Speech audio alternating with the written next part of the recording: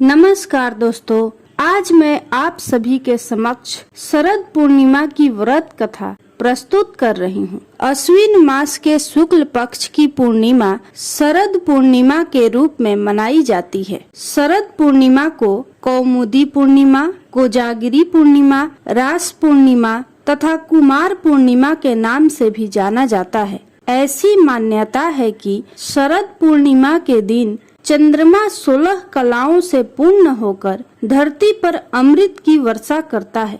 शरद पूर्णिमा की रात को खीर बनाकर उसे खुले आसमान के नीचे रखा जाता है और ऐसा माना जाता है कि इस खीर में चंद्रमा की रोशनी से अमृत घुल जाता है। इस दिन भगवान श्री विष्णु और माँ लक्ष्मी की पूजा की जाती है। तो चलिए सुनते हैं शरद पूर्णिमा की पौराणिक कथा। एक समय की बात है, किसी नगर में एक साहूकार रहता था। साहूकार की 2 पुत्रियां थीं। दोनों पुत्रियां पूर्णिमा का व्रत रखती थीं, लेकिन बड़ी पुत्री पूरा व्रत करती थी और छोटी पुत्री अधूरा व्रत करती थी। इसका परिणाम यह हुआ कि छोटी पुत्री की संतान पैदा होते ही मर जाती थी। उसने विद्वान पंडितों से इसका कारण पूछा तो उन्होंने बताया कि तुम पूर्णिमा का अधूरा व्रत करती थी, जिसके कारण तुम्हारी संतान पैदा होते ही मर जाती है। पूर्णिमा का पूरा व्रत विधि पूर्वक करने से तुम्हारी संतान जीवित रह सकती है। उसने पंडितों की सलाह पर पूर्णिमा का पूरा व्रत विधि पूर्वक किया।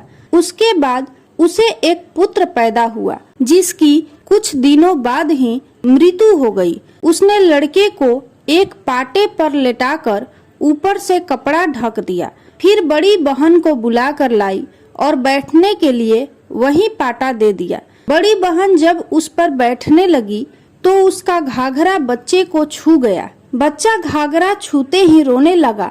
तब बड़ी बहन ने कहा कि तुम मुझे कलंक लगाना चाहती थी, मेरे बैठने से यह मर जाता।